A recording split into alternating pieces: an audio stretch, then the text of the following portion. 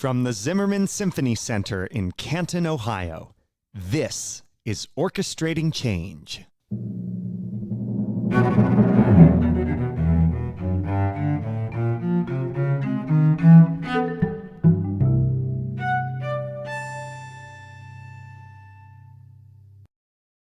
I'm Matthew Jenkins Yarashevitz, Associate Conductor of the Canton Symphony Orchestra. And I'm Rachel Hegemeyer, Manager of Education and Community Engagement. Welcome to our podcast, and thank you for joining us. This podcast will navigate the issues that exist in the field of classical music and the world at large. We invite you to listen with open ears as our guests share their experience as underrepresented professionals in the music industry. Our guest today is Ron Ponder, a man of many talents who has dedicated his life and career to civic and community engagement here in Canton. He has served as Deputy Mayor of Canton, President of the Stark County NAACP, and a board member of the Salvation Army. He was the host of the talk show Points to Ponder, which aired on WHBC Radio for 10 years. He is currently the CEO of Ponder Systems Media, which produces television programs for PBS affiliates, and is a consultant to the Pro Football Hall of Fame and Village construction project. Ron Ponder, welcome to Orchestrating Change. Well, thank you. Thank you for the invitation to be here.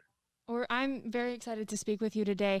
And you have done so much with your career, and it might seem like you're a little bit of a strange guest to have on a podcast that's hosted by an orchestra, but I wonder if you could just share, we talked a little bit about your career, but if you could share a little bit with us about your career and what you have done and kind of why you've gotten into the work that all these different projects that you've done throughout your life.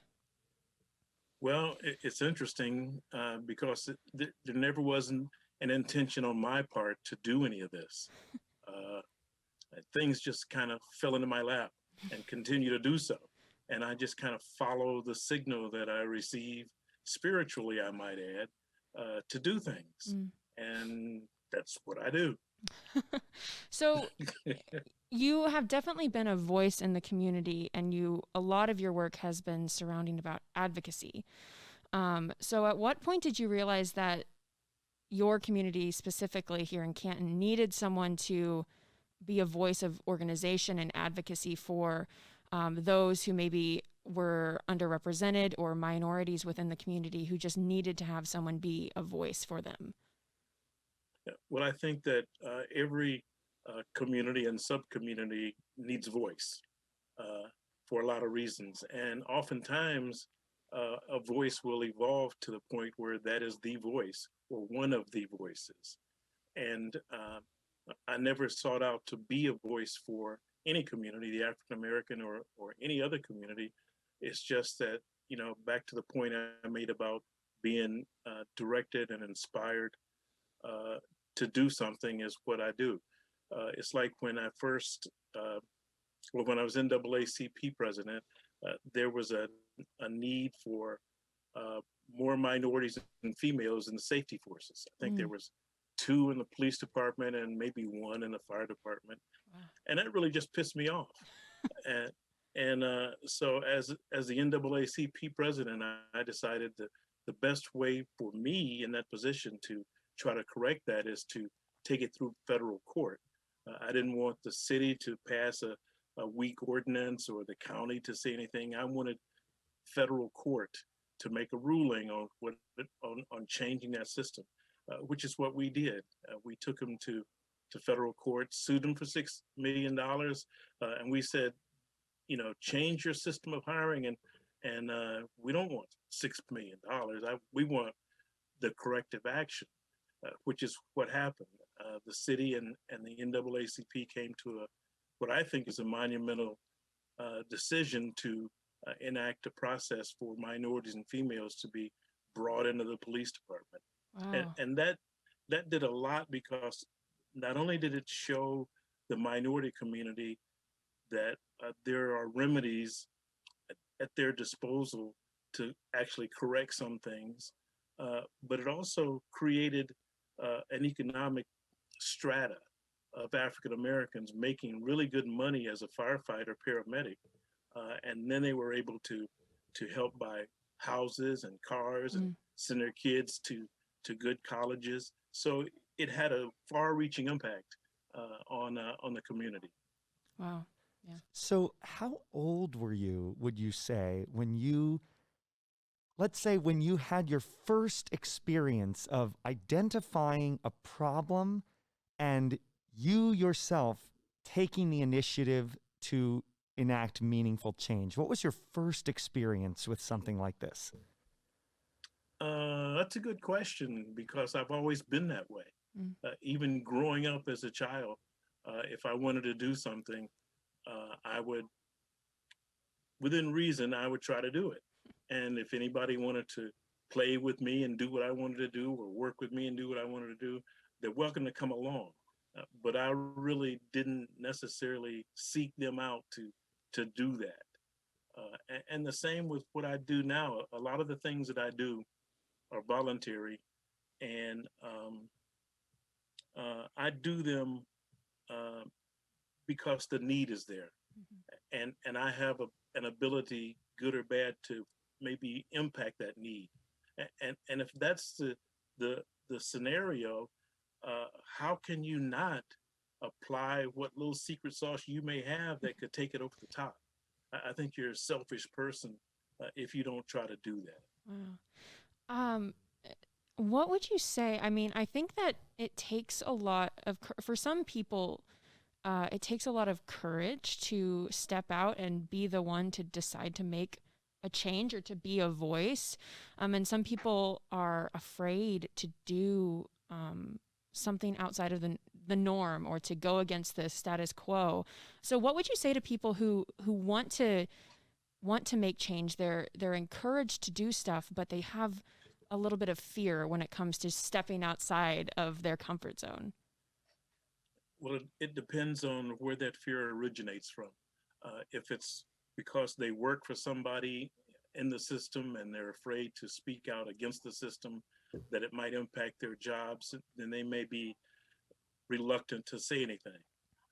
If you are have received personal threats for you and your family, that may cause fear as well. So I think it's always a personal decision that each individual has to make where they're comfortable in drawing that line. Um, and some of us, and I admit that I'm one of them, sometimes we get so emotionally pissed off that we tend to forget where that line is, Mm. and we have a tendency to overstep it at times. But that's a natural situation. Yeah. Yeah. Absolutely. So tell us a little bit about your current work with the Hall of Fame Village here in Canton. We are currently at our home at the Zimmerman Symphony Center, which is literally, we can look out the window right now and see Hall of Fame Stadium, and beyond it, the construction project. You are consulting for this project. Tell us a little bit about the work you're doing with them. Well, it's kind of interesting because I have a diversified client base of people that I consult with, not just with the Hall of Fame Village, but with individuals and other companies, and most of it is confidential. Mm-hmm.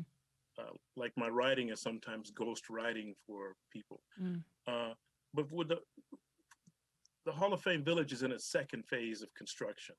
In the first phase, which included construction of the stadium and some other things, there was a time crunch. They wanted to get it done for the NFL game, and there was a lot of issues that really made them rush, and a lot of bases were not touched. Mm. A lot of minority contractors felt that they were left out of the mix. It was just, they got the project done, but there was a lot of issues that it created. So phase two comes along. Now, keep in mind the Pro Football Hall of Fame is a separate entity than the Hall of Fame Village and Resort. Right. They're partners, but they're still separate entities. So they separate, and Michael Crawford is the CEO of the Hall of Fame Village. And so he and Ann Greifus came to me. Ann is the senior vice president there. and said, look, we see what all some mistakes that might have occurred in phase one, especially with the minority contractors and the minority community in general. Mm-hmm. And they said, we want to avoid that. And we would like for you to help us avoid that. So we had a long conversation. I asked them, why do they think they had those issues to begin with? Uh, what do they want to do about it? Where do they see the issue of diversification, not just in terms of racial diversification, but gender diversification and the whole shot. And I was just really impressed with the answers that I got from Michael Crawford and Ann.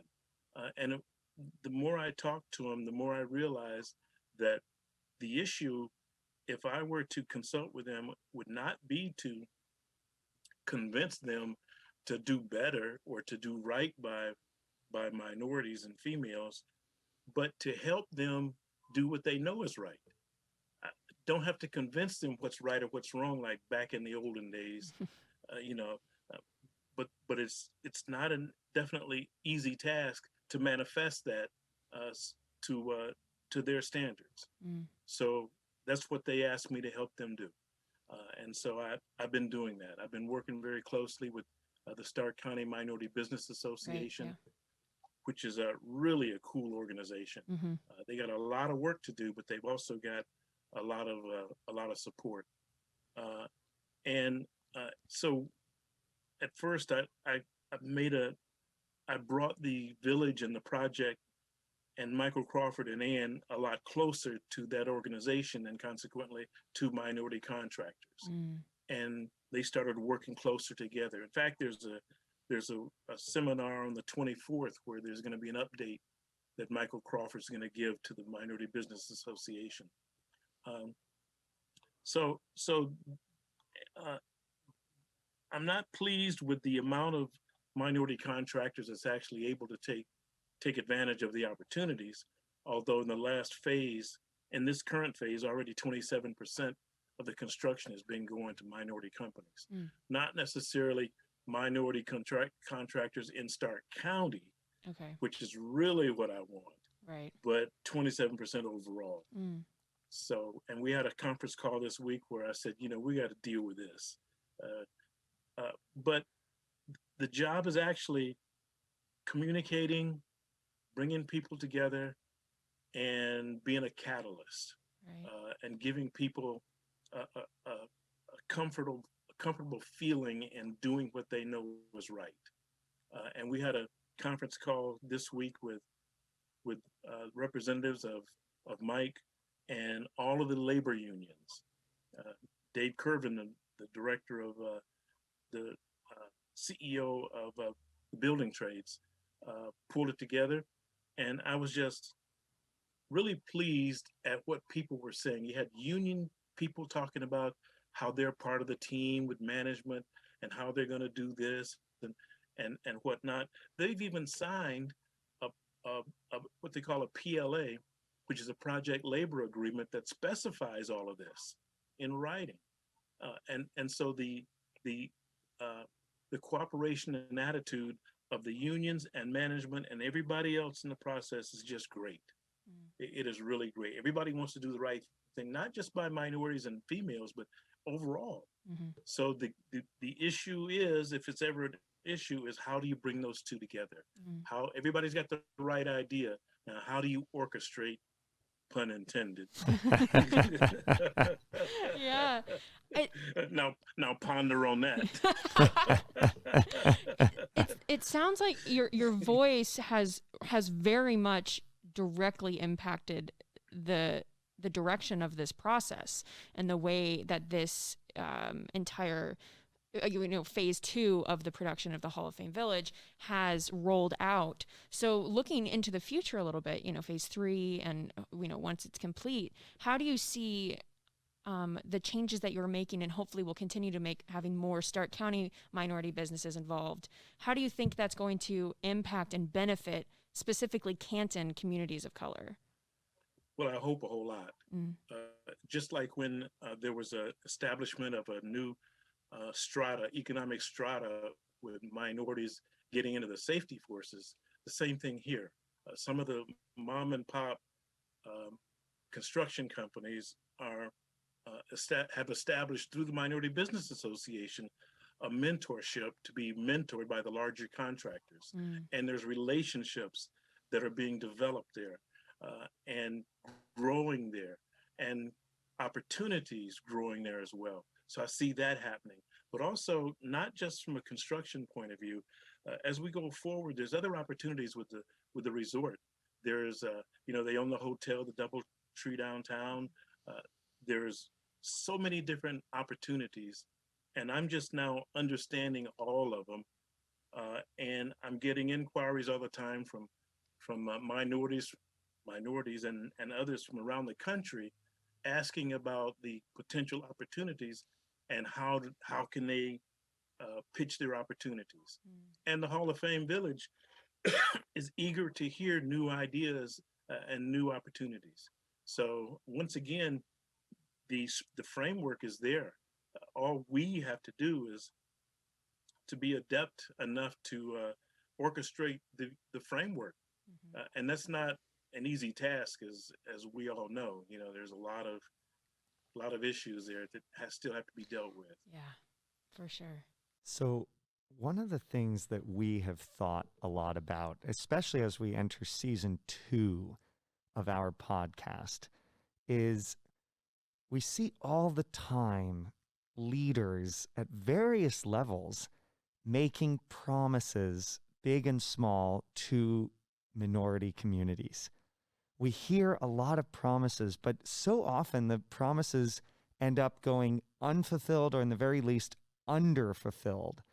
And this can do a great deal of damage as far as trust is concerned. So tell us a little bit about that and your experience of when a promise goes unfulfilled, how it affects the community, and as well, on a positive side, a promise that has been fulfilled and how it has positively impacted the community. Well, I think that once again, every community is faced with the same issue of leaders and politicians who don't speak straight, who are not there for the benefit of the voter. So it's not just the African American community. I think, well, I've seen both politicians, black and white, male and female, are some are good, some are bad, but they're like the used to be. They mirrored uh, the the composition of society. There's a certain amount of doctors who are bad. There's a certain percentage of teachers you might consider bad. There's a certain amount in every group that are going to be on the bad side. And the same with politicians. But once again, with the African Americans, it's more detrimental to them as a community than other communities. Mhm. And I've been at the forefront of. I just don't like things that I just don't like bad people, especially if they're an elected official. They're there for a reason, but I blame the voter for them being there. And I've often said that there's two categories of people that just tee me off because of their ignorance. It's drivers and voters. There's always a bad driver in my way when I'm in a hurry. Uh, and we wouldn't have so many political problems if people would pay more attention to what they were doing when they would go to the ballot box. Mm. You know, I know that there's other issues these days, like people gather their news in a segmented way. They're going to go to where they're going to get their political beliefs reinforced, Mhm.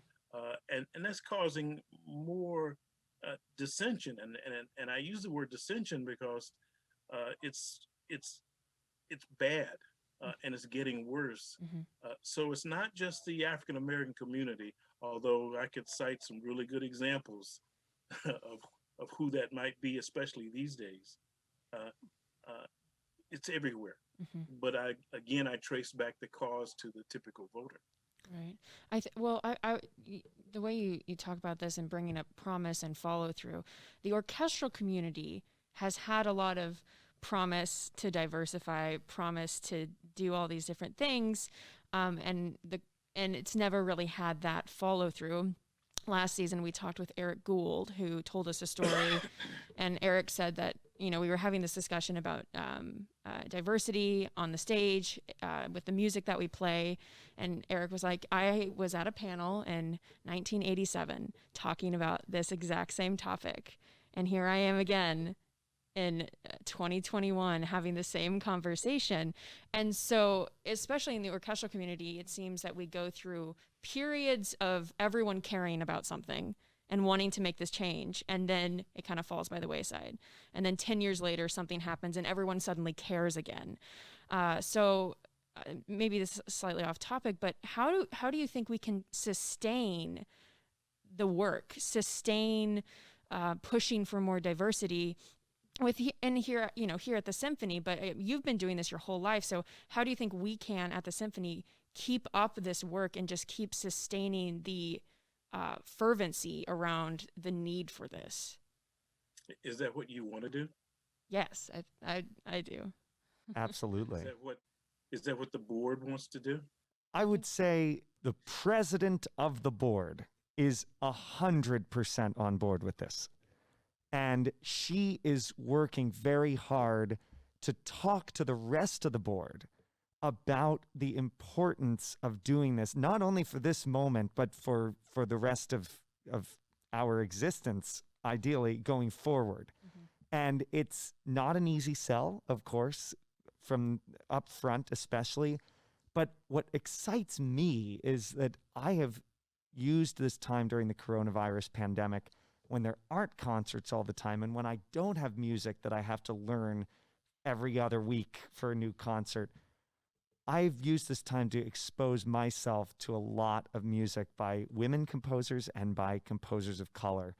And the music I have discovered, when the current audience of Canton hears this music, I truly believe they're going to think to themselves, I can't believe I've gone my whole life without knowing this music. They are going to love it. They're going to love what we found, and they won't be able to imagine the repertoire without it. That's certainly how I feel, and I really believe it's music that speaks to everybody in the way that music can. And the part of my job as managing all of our education and community engagement efforts, it's easy for us. An easy solution for us to do is program diverse music, right? We can do that. That's something that we can do right now. The part for me that's going to need sustained work and sustain for years and years and years to come, the rest of my life, is diversifying our stages, diversifying our boards, diversifying our staffs, and making sure that what the orchestra looks like reflects the community that we are serving. And right now it doesn't. Obviously at Canton, we are an all-white staff and an all-white board. So, and not an all-white orchestra, but we have, I believe, one full-time orchestra member, like one full member of the orchestra who is African-American. We do have several Asians and Asian Americans, but in the classical music world, they are not as much of a minority as they are. They're an overrepresented minority in our profession. So we really, on stage, we have a particular problem with lack of representation, specifically from the African American and Latino communities. Right. So thinking about keeping up this work and doing it in an authentic way so that we have relationship with minority communities here in Canton. And right now, there is not relationship there. It doesn't really exist. So that's something I've been thinking about a lot, about how do I sustain this work and how do I do it in a way that is real and authentic. Wow. Whole lot there. Yeah. First of all, I'm really pleased that you guys are where you are. You said you answered it the way I was hoping you would answer it that way. And that's cool. And I know quite a few of your board members, and most of them, I think, would agree with you, at least the ones that I know.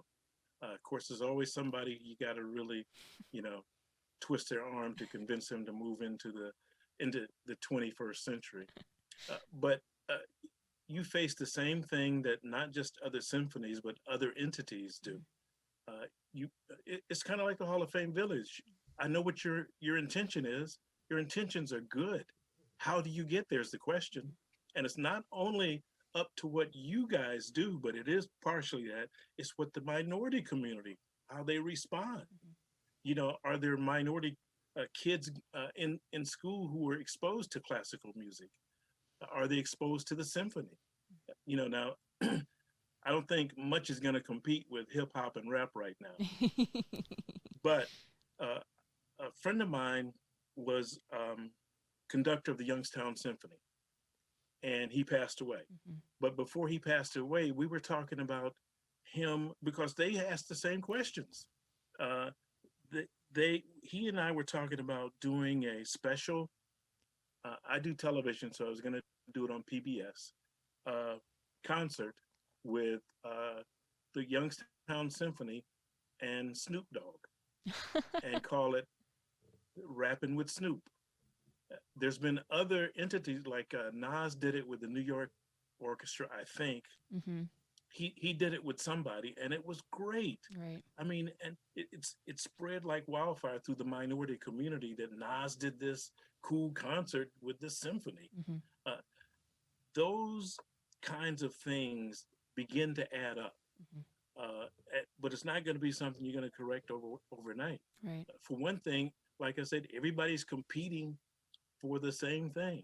That's why I tell minority audiences sometimes they're in an ideal position because everybody's looking for minorities who could play an instrument, minorities who could do this, minorities who could do that. So you're not alone.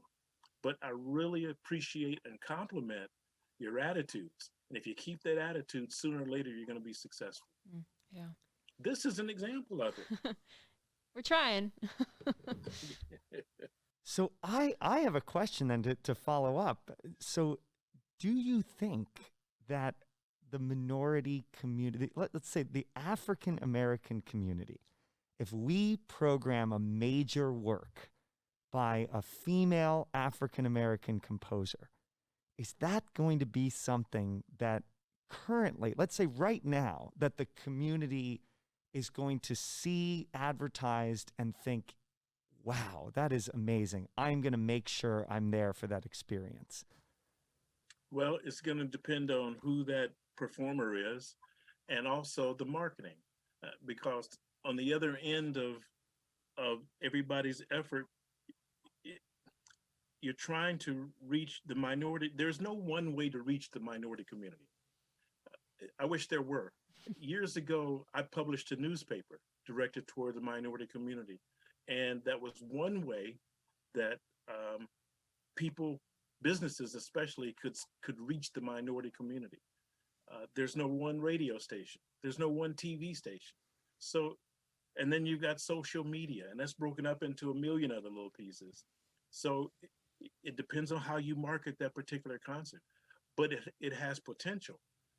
And you can be creative because there's the HBCU Classic coming to town, which is a football game between two HBCU teams, historical Black teams, and it's sponsored by the Hall of Fame, and it'll be a big community event. Putting a four-piece combo or what do you call them? A chamber music. Chamber ensemble. Yes. Yeah. Strategically placing one of those someplace, whether it's because it's not going to just be a football game, it's going to be a lot of social events as well. Placing something like that strategically in all that environment, with the sign saying Canton Symphony Orchestra. You want more information? Give us a call here, or here's a website. Right. Small things like that, if they're consistent, add up, and they don't really cost a lot of money. But a lot of times, people who are looking for minority employees don't want to spend money to try to find them, and then they complain that they can't find any. People who, minority employees is not the only area that happens at. People tend to soft chart or shortchange marketing dollars anyway, But when it comes to a special project or some really heavy focus you want to put, especially directed toward the minority community, they really are hesitant to do that, Right. or have been, I should say. This kind of leads into the next question about engaging the African American community in Canton. What are some of the most meaningful ways that you've been able to do that? Maybe in your current work with the Hall of Fame, I know that's more direct with contractors and businesses directly, but the community as a whole, what do you think has succeeded in different projects you've done in the past to engage the African American community, and what has not worked at all? What has worked in previous years, but it's not as effective these days, is communications through the churches. Mm. There was more people in Canton. The churches had more membership, and the pastors had more influence, and that was a good way to reach quite a few African Americans. Several ways you could do that too, but that was one way. Another way was there used to be a radio station in Cleveland that played R&B music, so a lot of African Americans in Canton listened to that. And then for years, I was on WINW radio as the first African American radio station, radio program station.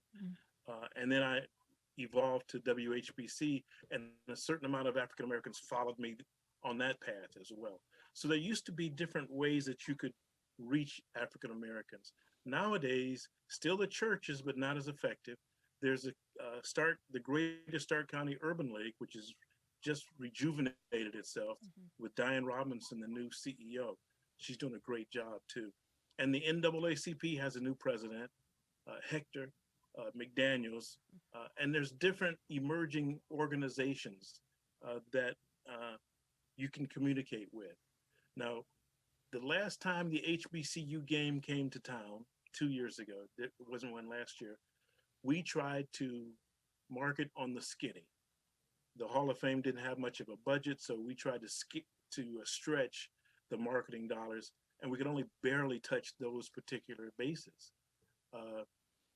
But there has to be a commitment to advertise, meaning money, and then you have to just hit and miss until you find the right combination that works. Right. Because with some events and some people and some activities, the social media may work, YouTube may work, but you've got to be aware of all of the possibilities so that you can then hone in on the several that might work just for you. Right, right. So we talked a lot about some of the projects that you have been involved in.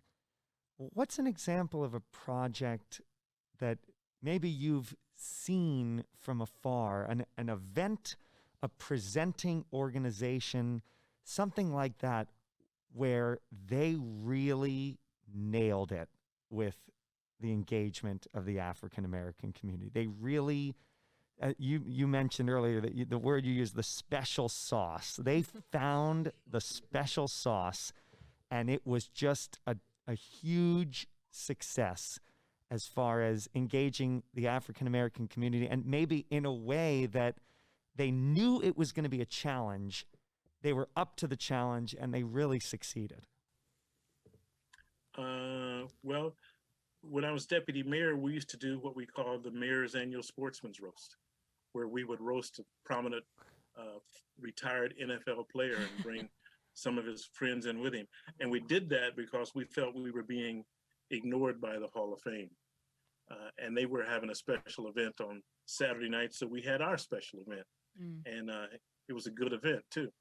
That was successful. A lot of the organizations have annual dinners that are successful. The Urban League had one last year, 2 years ago, where the mayor of Chicago, Mayor Lightfoot, was the speaker, and she's from Massillon. Yeah. Let's see, there's, the Coming Together Stark County, which is a cool organization.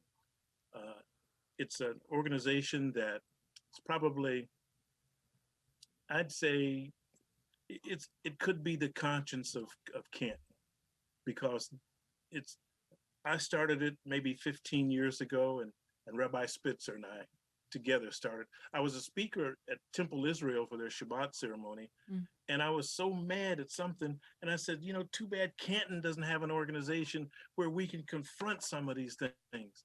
And I saw Rabbi Spitzer writing something. And afterwards, he came up and he showed me what I said. He said, okay, you open your big mouth. Now let's do something. Oh, goodness. So, but it's really a great organization. And they have, usually, they didn't last year, an annual dinner where they select 3 or 4 people from the community who've done really cool things. And it's not based on race, it's not based on gender. They just have, they just do really cool things. And then they offer diversity training to nonprofit organizations. They bring in some speakers. A lot of brains in that organization. I like it quite a bit. So there's different things that you that minority organizations have done, but like I say, things have changed. When I first moved to Canton, the big thing for my age group and older was fashion shows. Canton had a vibrant fashion show community. People were creating costumes or clothes and showing them off at fashion shows and going out of town, being asked to come out of town to do stuff like that. That was a popular thing to do back in those days. And church socials. But as I said, there aren't that many, there are fewer churches nowadays. And then part of the issue too is and this has to, one day I want to talk to you about this, because the effect of integration, the better ability for minorities to assimilate in the overall general community. Because if you look at the 2nd and 4th wards of Canton, traditionally, that's where most of the minority residents lived. And if you wanted to talk to minorities, you go to the 2nd and 4th wards. But anymore, African Americans live everywhere.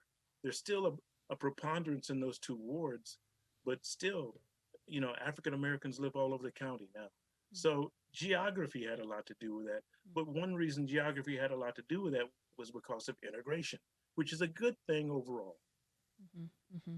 A little, I think I've tried to make a concerted effort to get to know more people in the community and to learn more from people who are leaders in minority communities in Canton and talk to people like you. And I see and I hear a lot of stories of racial divides still existing in Canton itself, and physical barriers like south of 30, it's hard to get access to just grocery stores. So there's still physical barriers that are keeping I think certain people in minority communities from having full access to their white or other more wealthy counterparts. So looking at the city of Canton and an organization like the Canton Symphony, right? Like, I always wonder, what can I really do? What can I really do to try to make a difference? And why would it be important for us to make the symphony welcoming towards minority communities if they just don't want to be a part of it? Like, if they don't, or if they have no interest in the symphony, why am I doing all this work? So I wonder, I'm not quite sure what my question is here. I think my question is, with so much tangible inequality still in existence, why is it important that organizations like the symphony do the work that we're trying to do? That's a good question. You mean other than the fact that it's the right thing to do? Other than the fact that it's the right thing to do, yes. Well, looking at it from an economic point of view, the more African Americans become aware of the symphony and attend the symphonies, it could have an effect on your bottom line. Also, there are minorities out there who could possibly donate to the symphony, like everybody else. but also from a cultural point of view. It's good for, I like all kind of music. I have my favorites, but I like all kind of music, and I like country and western music because I was exposed to it. Mm. And when I hear Hank Williams, Yeah. and I sing along with Yeah. him because I've always done that. Yeah. But also like R&B and hip hop and rap too, because I've been exposed to it. I think one of the keys, is to expose minority students as early as possible Right. to to the symphony, Mm-hmm. to the instruments, to the possible careers. Mm-hmm. And I think Betty Smith at Yeah. in Richmond, Mm-hmm. it would is a great example Yeah. of, I would pour more resources into what she's doing, I was because hanging out with she, her last Saturday at enrichment for, I think I was there for 7 hours, just hanging out and watching they're there all day Saturday doing stuff. It was a wonderful time, and the work that she's doing, and I'm trying to see how we can work with her more. And myself good, personally, I'm just gonna go and hang out because the students were amazing. But yeah, she's good, doing some wonderful things. yeah, Yeah. I know So she is. So in a general, this is a very general question now. The past year has seen so much turmoil here in the country, the world at large, but especially in the country, not only with the coronavirus pandemic, but all of the murders of unarmed Black people at the hands of law enforcement. How are you doing amidst all of this, both as a person, as a community leader, and even in your current role consulting with the Hall of Fame Village? Well, uh, first, especially after the George Floyd incident, I was pissed. I mean, I was really pissed. I had a couple of my white friends call me and say, I want to apologize for so and so. I didn't know. I said, I don't want to hear it. Not from you, not from anybody. I'm just tired. mm, Just stay the heck away from me. Let me work through this myself. And I was that way for quite a while. Sometimes I'll get like that and it'll pass the next day or so, but I couldn't shake that. It just pissed me off. I grew up in Georgia, and used to go down there every summer to visit my grandparents. And every time I was faced with a situation like that, um, not only did it make me mad, but if I had the means, I would end up doing something I shouldn't do. And so I've got to always watch that. I get so mad that, remember that line I told you, sometimes I have a tendency to cross. So those types of things make me want to cross that line. But then I started processing it. I tried to turn it into a good point of view. And I gradually got to the point where at least I could talk to some of my white friends, and without calling them a bunch of MFs and whatnot. Uh, and we talked about this, and I explained how I felt. I even wrote a column about it in the repository. mm-hmm. And what was cool was my daughter wrote a column about my column.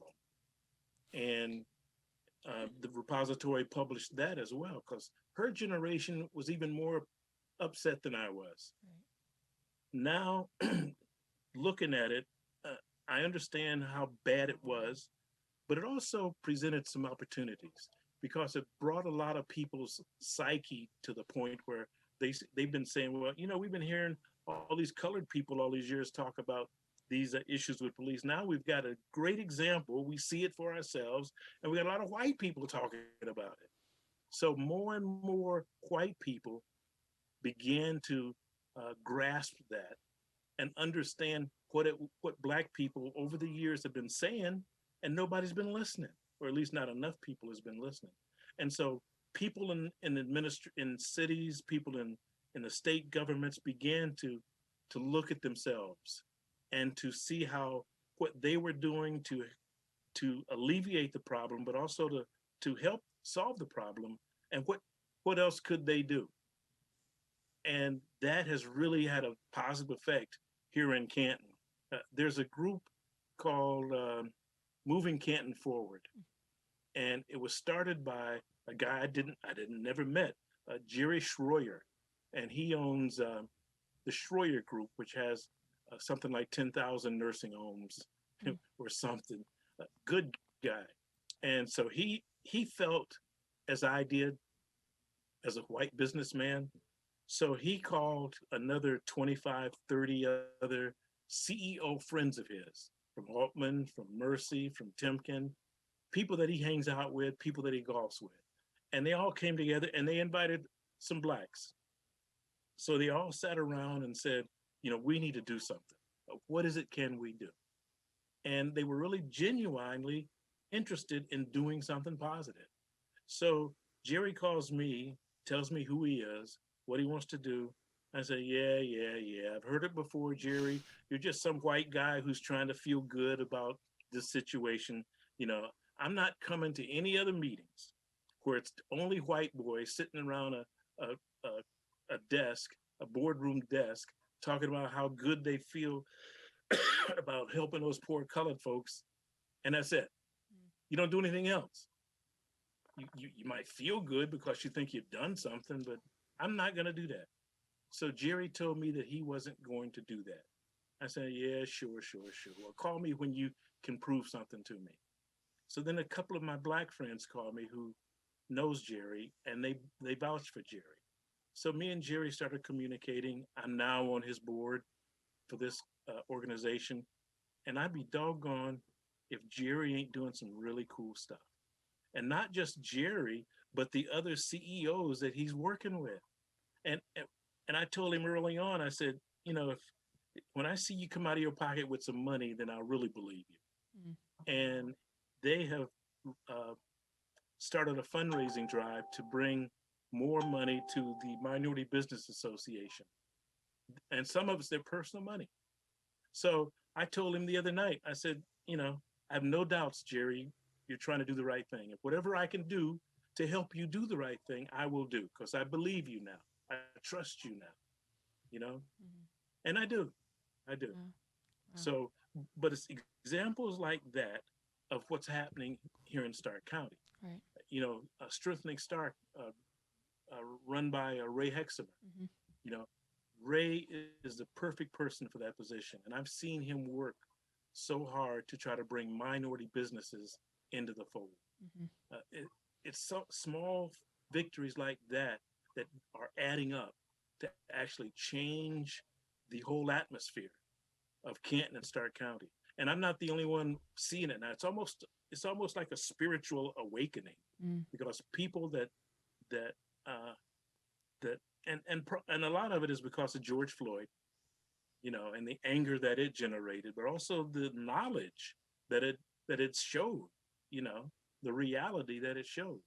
So once again, what we have to do as a community is to take the resources, which are the attitudes of good people like you guys, like you two, and try to help you manifest that in a lot of ways that not just bring support and encouragement to the community, but kind of feels good yourself as a person to do some really cool things for people like that. Right. So, but there's a lot of good stuff happening in Canton. Yeah, and it's very encouraging to hear you say that, because I think, and Matthew can attest to this, I can get a little jaded and I get mad too. And I assume that everything's terrible and nothing will ever be fixed. And I get into these moments of just, the world is terrible and no one cares. And I have these moments. So it's very encouraging to hear you say that CEOs, especially white male CEOs, are actually caring and trying to do something. And I think that it really encourages me and makes me, it just gives me a little bit more confidence in what we're trying to do. And I mentioned before, I'm the manager of education and community engagement. So I have felt, I've had a few weeks, especially here in 2021, where I have felt a lot of just like pressure on my shoulders to suddenly manifest relationships and programs and all of these things that will put the Band-Aid and fix the situation and make everything better. And I just, wow. And I have moments of just deep freak out. And, but it's very encouraging to hear this. And, you know, we have concerts that are free for students, and you know, school systems come, and even this year when we were virtual, we were able to produce videos that we sent out to schools, and we were able to reach more students than normal because it was virtual. And doing things, you know, highlighting people like Betty Smith in the community who are doing these wonderful after school programs. But you know, as the symphony as a whole, you know, as someone from the outside looking at us as the organization, first off, kind of what is your perspective of us as the Canton Symphony, as just an individual looking from the outside? And then we've talked about some steps to take, but what do you think are some concrete steps that we could take to be a more authentic member of the Canton community, like what these CEOs are trying to do? Well, I think that, you know, you are a symphony, and as such, you are painted by the same brush that all symphonies are painted. You know, you're a highbrow, um, mostly white organization, and you play chamber music and music that I never heard of. That's, you know, and the only way to, well, not the only, one of the ways to break that mold is to prove that you're not, and to continue to do outreach, because the more people see you reach out to them, the more they'll be less reluctant to be reached out to. You know, somebody who wants me. They want me in their seats. They want me to learn their music. So maybe I'll take a listen at it. You know, but stuff like that though, Rachel, as you know, doesn't happen every overnight. Right. You know, it's a tough task. But I will say this, and I seldom give advice, but I'm going to give you a piece of advice, that when you get so down like that, shake it off. Right. For a couple of reasons. First, we need you in the game. We need you in the game. But that's also normal. You know, there's a lot of other people that I've told that, you know, shake it off. Yeah. You know, I understand what you're dealing with, and go ahead and feel sorry for yourself for a minute, but shake it off. Yeah. Yeah. I have a question to follow up with something when you were describing from where you come from. This is how you see the symphony, and you said something that I think it's an issue that is wider than just trying to attract minority communities, and it's that we play music that you've never heard of, and something we've talked about a lot. People love what they know. What do you think we can do about trying to invite people to try something new, try something that they don't know, that they haven't heard of? And this is both within the African-American community and Canton at large, or any symphony orchestra audience at large. Young people. And this is important because we here at the Canton Symphony, we are making a concerted effort going forward to program works of women and African-American composers and Latino composers. And this is going to be music that people don't know. Yeah. So we have to figure out a way that this is not only going to be okay with people, but that they're going to come to embrace it. What do you think about, if you have any thoughts at all about that, what do you think about that? Well, I think that the more you can integrate your performances with a person from that culture, that community, if you're, you know, whether it's Italian or Greek or African American or whatever, that would be good. And I still say taking a small group out into the community, and let them perform, and let the host know who you are and announce who you are and why you're there, and continue to do traditional marketing. if I were doing this was Women's Month, March is Women's Month. And if I were doing a concert on Women's Month, I'd hook up with all the women's organizations and whatnot, and I'd make a big deal out of it. And there's also two media sources in the Akron area that come down here that folks in Canton read. It's the Akron Reporter newspaper, which is a weekly newspaper, and then there's the Black Pages magazine, which is a quarterly magazine. But folks, more and more folks in Canton are reading those publications to find out what's actually happening here in Canton. So Matthew, is just, I start with your attitude, which I've been complimenting all this performance. Keep that attitude and keep doing what you're doing. Just do more of it. Absolutely. So another question to follow up with what we were talking about just before. Throughout history, there are so many examples of really well-intentioned people who are doing the right thing in every way, at least on paper. It's all going well. And then somehow the energy of the moment can't carry things through to truly generational change. And it goes back to what Rachel said about one of our guests from last season, Eric Gould, who is a composer, and mentioned he was having the same conversation in the 80s as he was having with us. Another example, I don't know if you're familiar with the musical Ragtime, wonderful Broadway musical that we just performed virtually with our youth orchestra back in December. And the story takes place in the 19-teens. The novel that the musical was written on was written in the 1970s. The musical came out in the late 1990s. And we performed it in 2020. And it feels far too relevant today. And the fact that it feels as relevant as it does, to me, is proof that people have wanted this change for so long, and there have been so many efforts towards it, but that the momentum has not been able to sustain itself across the finish line. Somewhere in this, the momentum lags, the moment is lost, and we can't really push through to long-lasting, permanent, meaningful change. Is this moment different, and what can we do to ensure that we don't make the same mistake this time? Boy. So many easy questions today. So many easy questions.